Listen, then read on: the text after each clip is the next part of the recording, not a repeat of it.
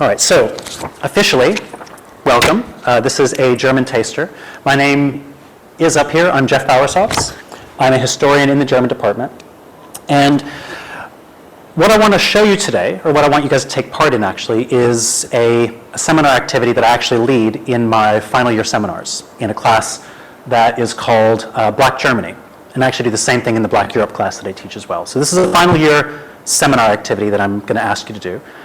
And I've chosen it because the taster sessions, when they're done most effectively, they give you guys a sense not just of what happens in one particular class, but something about the sort of teaching method that we provide across the range of stuff that we teach at the different levels, the different subjects that we teach. As you know, from the welcome talks, we have, just within the German department, we have historians, we have linguists, we have people who study language, poetry, and literature, poetry and drama, film studies, history of science and psychiatry, philosophy, and I don't think I've missed anybody. But that's just in the German department, right? So we're a very interdisciplinary department, and our students are similarly interdisciplinary by design. We think this is as I mentioned earlier, we think this is a strength, really, of our department. And so in our classes, we get students who come with the most varied disciplinary backgrounds. Students who have done history are taking literature classes. Students who have never taken a history class in their life show up in my class terrified, like deer in the headlights, but it turns out okay, because we try to teach you guys in these different classes how you go about thinking according to the conventions of the discipline, what it means to think historically, in my case. And what becomes apparent, at least I hope anyway, if we've done our job right, is that the basic skills that we're teaching you translate across these disciplines very easily. So critical thinking, how to read a source, how to read between the lines and understand why things are being said, how meaning is being conveyed, how meanings can be received in ways that they're not intended to be received, right? And then for a historian, how this all fits in a particular context, whether it's now or some period in the past, and how those are all connected. So that's what we hope that you guys will develop over the course of your years at UCL. So how this works in practice on the whole is mostly through seminar teaching. Almost all of our classes are taught through seminars. We have a few large lecture classes, but even those come along with seminar tutorials. So what that means is, before you come into class on a weekly basis, you would come in having done some preparation of some sort. Usually some reading, maybe it's watched a film, maybe it's done some sort of processing creatively, something along these lines. And then you come into class and we ask you questions, and ideally, we don't talk very much, and you guys do more talking, right? The more you guys talk, the less work we have to do, better it is for everyone, right? Because it means you guys are developing ideas, you're testing out your thoughts, and you're developing critical awareness, listening to your fellow students, and also learning to communicate what you're thinking, and to ask good questions. And in the best sense, we're then guiding your own intellectual development, as opposed to standing and just telling you, this is the thing that's true, memorize it, spit it back out in 2 months, and then forget it a week later. That's not what we try to do, but rather get you guys to develop thoughts and understanding. And above all, learn how to ask questions and how to find the answers to those questions. That's what we hope to be able to teach you guys how to do. And that applies regardless of what field you're in, what period you're studying, or anything like that. So what I've done for you today, and I should ask, are any of you ab initio, or have you all done some level of German study prior? If you have not done German before, if you're ab initio, please tell me. That's fine, because we have an ab initio program precisely for you guys, right? And so what I've chosen is visual, precisely so that people who have done German, have not done German, can still engage with it on an equal basis. And this will include parents, who I encourage to take part. So what I want you guys to do in your groups, give you guys each one of those. You guys each have the same packet. So you'll need to come together as group. There you go. So to give you the background of what this activity is, this is the first lesson that I do in my Black Germany class, which is a class that surveys the history of black people in the German lands from the Middle Ages to the present. Right? There have been people of African descent in Germany for at least 1,000 years. This is mostly surprising to people. In actual fact, and also represented in various forms like these. So what you would have come into class already having done is done a little bit of reading on the 3 wise men, the 3 holy kings in German. right? Does everyone know who I'm talking about? The three magi, the three kings, the three wise men. Does everyone know who anyone want to summarize really quickly? Maybe one of the prospective students want to summarize who the three wise men are? This is the part where you all talk. Any basic facts that you know about them? How many of them are there? That's the easy one. There you go. That's the easy one. 3. What else do we know about them? Yeah, they're astrologists of some sort. They're wise, right? They're educated in some way. Why don't you come and join this group here, because we'll have to do an activity, so come on around. Where do we know about these, where do these 3 men come from? Like, what tradition do we know of them from? What context do we know of them from? Come on, prospective students, come on. I'm taking notes here. I know all your names. I'm going to attach this to your application. How do we know? Yeah, how do we know who they are? Where do they come from? Christmas. The Christian nativity scene, right? This is about Jesus' birth, right? He's visited by 3 men from the east, named Magi, and they come and what do they do when they come? Yeah, they bring gifts. Do we know what the gifts are? Come on, extra credit for that. Frankincense and myrrh. Gold, frankincense, and myrrh, right? And then what do they do after they give the gifts? They scurry off back home. That's it. That's the end of the story, right? We know of them only because of a certain passage in, I forgot, I think it's in Luke. One of the Gospels mentions these 3 men. They have a very brief appearance there. All we know about them is that there are wise men. We don't know how many of them there are. We know that they gave 3 gifts. That's why they're often assumed to be 3 of them. We know that they came from the east. And we know that they slipped off back by secret because they'd been asked by King Herod to report on the new baby so that Herod can then go and chop off his head. They got a warning and a dream, and they slipped off without telling him. That's all we know about them from the Bible, right? Very little. Nevertheless, out of this little bit, a huge tradition is built up over these 3 pagans who have been essentially the first to worship Jesus as a divine figure. Right? That's why they're important. In the early years of Christianity, they try to create stories about who these men were, why they went about doing this, and what that means for Christian devotion and practice. Okay? So that's the 3 wise men. And what you have in your packets here are representations of those 3 wise men. I think all of them are of the adoration, which is when they show up at baby Jesus and give the gifts, right? So what I want you to do is, in your groups, I want you to sort of hand these out. They're randomly organized. And if you could, put them in chronological order.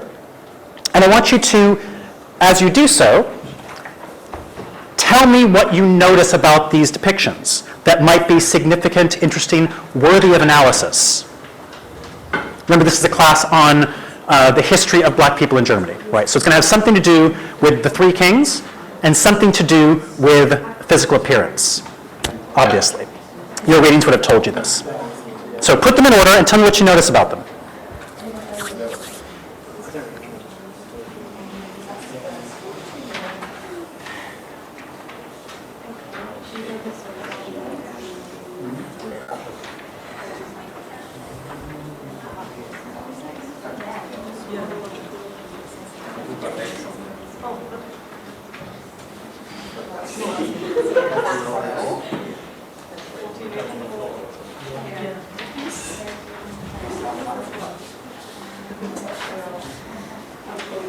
There we go, problem solving.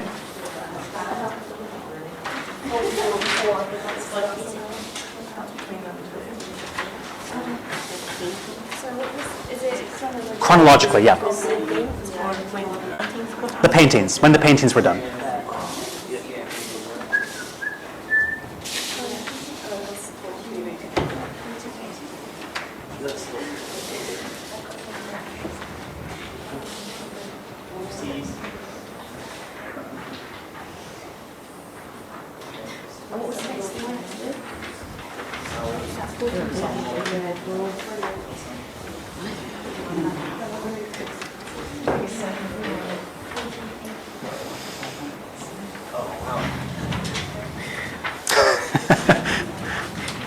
Maybe I shouldn't have given you quite so many, but Does create a logistical problem, doesn't it? Wheelie chairs. That's where the wheelie chairs help, don't they? They do, they do. Okay, so now that they're in order, what do you notice about these as far as representations of the kings and their retinue? Remember, this is a class on the history of black people in Germany, right? So it has something to do with the representations of the figures in these paintings.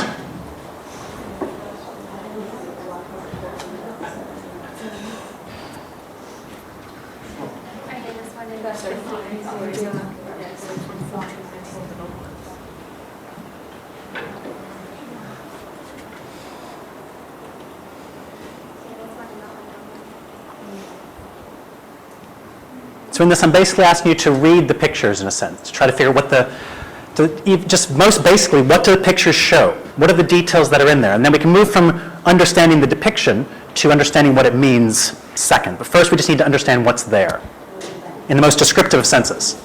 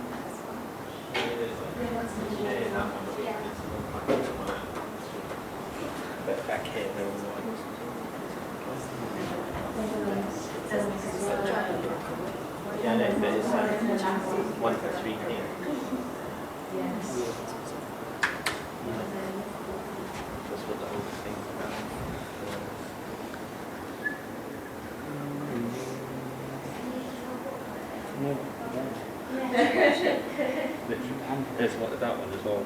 And then, yeah, there's always. Yeah, they're not say like a 3 key or 1 key. And I guess if everyone's there, they're all nice.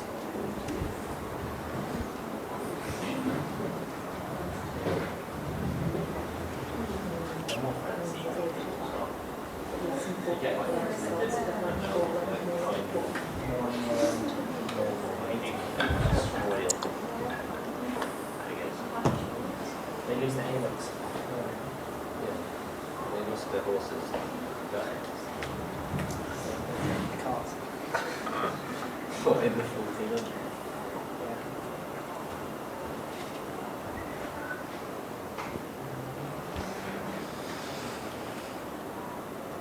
So have we noticed anything specific that we might identify in the terms of what's actually in the paintings? Any change over time? Anything along these lines? These are the sorts of questions a historian might ask. What have we noticed from these depictions of the three magi?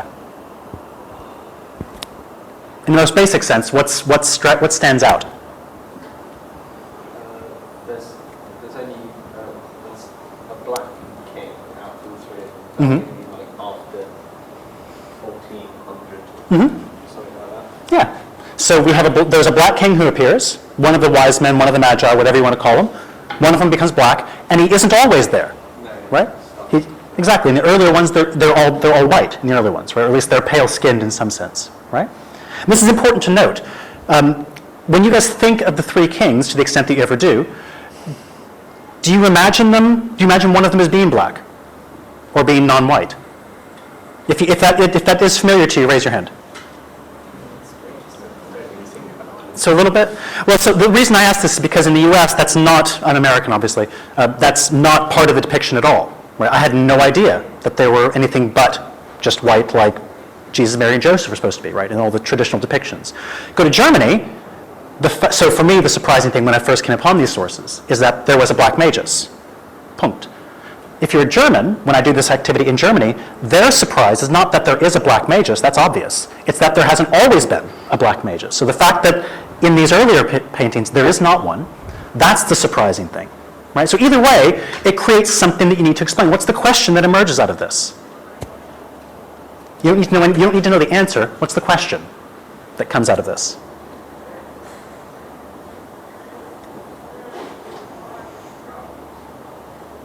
did the black king come? Yeah. And why did he come then? Come 1400. Yeah, why did he come at that time? That's exactly right, right? So those are the questions that you would need, that I would expect you to try to work out, to try to answer, right? So first you're noticing that there is a black magus, yeah? So why is he there in the first place, and what does he actually mean at that time? What's going on at that time? And that's what you'd need to explore. That's what we'd explore in the class, is what's happening at that particular moment. What else would you want to ask? There's another major question to help understand what this figure is supposed to mean at different times, both then and today. What's the other major question you might want to ask to understand the meaning of this particular figure? And I'm fishing a little bit, which is entirely unfair, but I'm going to try anyway, to see if I catch one. What's the other question you might ask about this? So why is he there at all, and why does he come at this time? What else might you want to know? Why is it only in certain countries? Right? Why is he only in certain countries? That's still part of the context, right? Still an important question. What's he doing? And what's he doing in the picture? But how can we interpret that? What is he? When you look at that picture, what stands out? What's striking about that figure?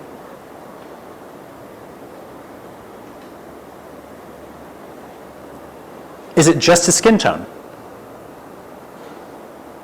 Who's standing the furthest away from Jesus? Very good, exactly. So his positioning in it, right? What else? Because he is always standing furthest away.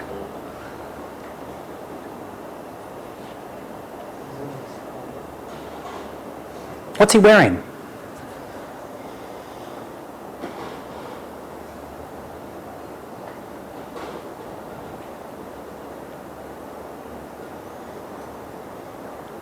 Black robe, something. Some of them, yeah. Yeah. How's he dressed compared to the other two magi? Similarly? Better? Worse? What do you think?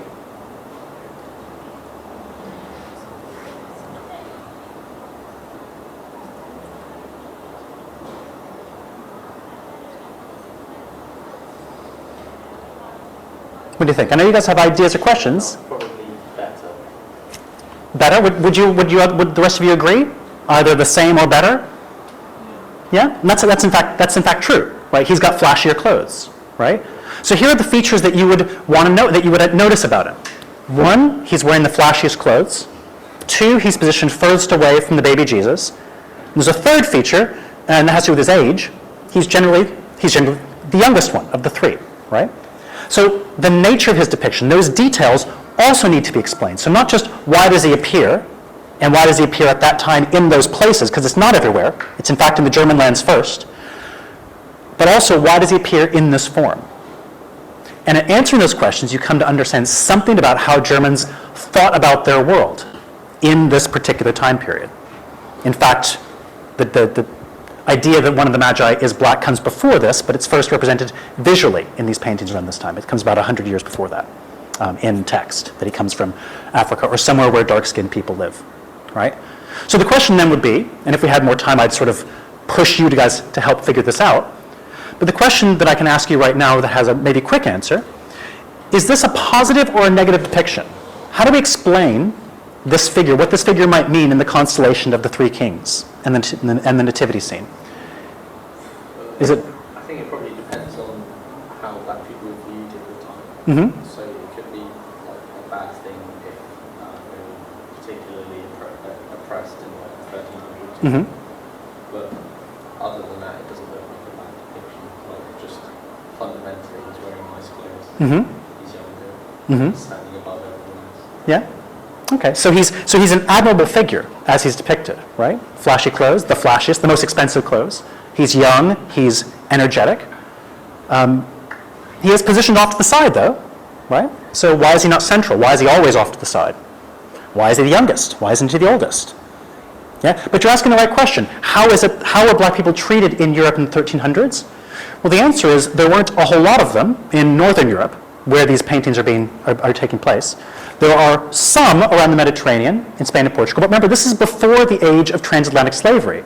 This is before the era when Europeans are developing racial ideologies to justify the exploitation of Africans and people of African descent. This is before that, right? There's a beginning to that. And the ideas that we associate with modern racism, modern scientific racism, racial hierarchies, these are ideas that fundamentally come out of that process. Slavery and the efforts to justify it. This is before that. Right? So this is exactly the right question. How do we understand what people thought at the time? And most often when people look at these paintings from a present day perspective, the first thing they think of, he's off to the side, he's younger, that's racist. Right? They're trying to diminish him in some way. And you would have readings that talk about this before you came into class. So you'd have some sense of this already. But what's important to understand is that in this time period, Germans' world, in fact Europeans' world in the whole, was organized around entirely different principles, entirely different organizing principles of who is us, who is them. In the 19th and 20th century, ideas of race above all, race and nation above all, have been the ways that Europeans and North Americans have defined society, who belongs. Right? We invented those ideas. Yeah? Precisely to justify economic conditions, to exclude others, to mobilize support for various political activities. At this time, what is it that defines people's understanding of the world? What's the most important thing in the world of a European in the Middle Ages, do you think? Catholic Church. That's exactly right. Church, religion. That's why this is a religious painting, right? In fact, religion is the chief ordering force, chief ordering principle of European society. And the idea is, if you're a Christian, you're in. If you're not a Christian, you're out, you're bad. And who are the non-Christians that Europeans in, let's say, the 12th, 13th, 14th, 15th centuries, where are the non-Christians that they're concerned about?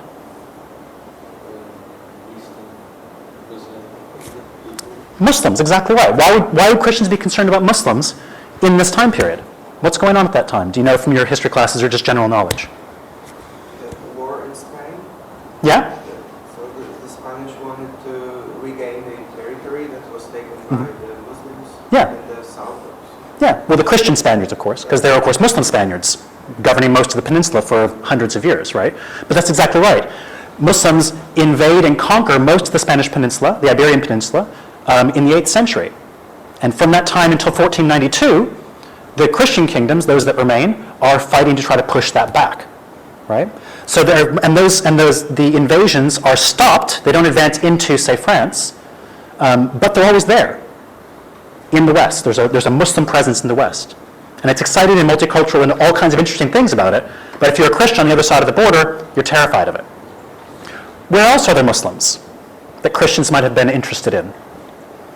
Holy Land. In the Holy Land. What's going on in the Holy Land? Christians and Muslims getting along well there? No, why not? What's that crusade? Because of the Crusades, that's exactly right. Wars of conquest, right? Muslims had taken the Holy Land from the Byzantine Empire, from the Eastern Orthodox Church, and they'd governed the Holy Land. And actually, for the Muslim world, the Holy Land wasn't that important at the time. It was a backwater of the Muslim world. But for Christians, it's incredibly important symbolically. So they organize military campaigns to conquer it, and they hold it for a couple centuries, more or less. But there's lots of wars. And following that comes invasions from the Ottoman Empire, which sweeps up and eliminates the Byzantines, the Christians in the East, invades Eastern Europe. They're at the gates of Vienna in the 16th and 17th centuries, a serious military threat, right? So through this entire period, Christians are terrified of Muslims. I should note they're also not happy about Jews that live in Europe, and there are various anti-Jewish actions, pogroms, expulsions, exterminations that take place in various places, including in Britain during this time. But their chief concern is Islam. Because if you're a Christian and you look at Islam, what you see is a competitor. Unlike Judaism, Islam is a missionary religion. They're trying to convert as many people as they can. They have a job is to go out and convert people, just like Christians. It claims to be a universal religion. And it's a militarily successful religion at the same time. And so for Christians, this seems terrifying. And so what these paintings are trying to do is try to create a propaganda vision, in a sense, to buttress people's belief in Christianity's ability to be a world religion, a global religion. And what better way to do that than to take three figures who are central to the very origins of Christianity, the three wise men, and make them depict what? When you put a black magus in there, what do they suddenly begin to represent? Diversity, that's exactly right. Where is the black magus imagined to be from, if you had to guess? Africa, right. So more the south, really, more the south. But yes, that distant area, right? Where do you think the other two are from? Because the other two also come from places. It's not incidental, their appearance. It's also intended. Right? So for the Europeans, for Christian Europeans, they're thinking of these magi as representatives of the world. And if you're a Christian, the way you think about the world is as centered on Jerusalem, the holy city, and the world's organized into three parts around this central point. Asia, the oldest part of the world, where Christianity was born, that includes the Holy Land. Europe, what I guess Europeans would consider the sort of middle-aged, so to speak, of the Christian communities. And then Africa, which they imagined to be the youngest of the Christian converts. That's not actually true, but that's what they thought at the time. And so they make these three magi in this form, with a younger, more vibrant, more exciting black magus to represent youth and the reach of Christianity out into the wider world. A middle-aged European white guy, right, who represents basically us in the European imagination. And then an older Asian figure who, of course, for the medieval imagination, they're thinking sort of Middle Eastern Asian as opposed to, say, Japanese or Chinese Asian. This vision represents the tradition of Christianity, its ancientness, right? Put those three figures together, and they are a propaganda vision that says, ha-ha, we're better than Islam. And we can represent everybody. Anybody can become a Christian. We welcome everybody. We're not like those heathens. And this is their imagining of Islam, right? Exclusionary, evil, aggressive, violent, so on. And that's what this image is meant to present. It's a propaganda image meant to make them feel better about themselves as Christians in a time when they felt under threat from what they saw as an expansive Islam. And this is, in fact, the ideas that we have today. You see echoes of these ideas in the way people talk about Islam in Europe this very day, right? This ignores the fact that there were Muslims in Europe, that there was lots of contact between Christians and Muslims in Europe. This is an image which is against that. It's trying to create an opposition between the two through a vision of Christian inclusivity, right? But based around Christianity itself. And so if we were doing this lesson, we would continue talking about other examples from the Middle Ages in literature, other visual depictions that exist. We talk about a black saint named Saint Maurice, who becomes a figure of veneration. We talk about political strategies. In particular, the reason that this figure becomes introduced in the first place, it's not random. It's because there's a Holy Roman Emperor who really wants to sell himself as the ruler of the world. So he invents this image of him ruling over a world that includes people of all hues and all fashions. And that becomes a politically resonant image that others take up, like the church, in order to sell their own vision of greatness and universality. And so that's what we would talk about in the rest of the class, through other sorts of sources like these. But I see my time's almost up, or I guess actually is up. So I'll stop talking now. And if you guys have any questions, I'm more than happy to answer them. But if not, I'll just thank you for your active participation. Thanks very much. So I will take any questions that you have. Mm-hmm. Do you use German during your lessons? Are your lessons only taught in English? Or Yes. In the so-called content classes, by and large, they're taught in English. And then in the language, do you know if they're taught in German in the translation classes as well? It's your department. Yeah, I know. But I don't teach the translation classes, so I don't actually know. But anyway, in the language classes, yes, the content class is almost exclusively in English. And the assessments are also in English, except for your final dissertation.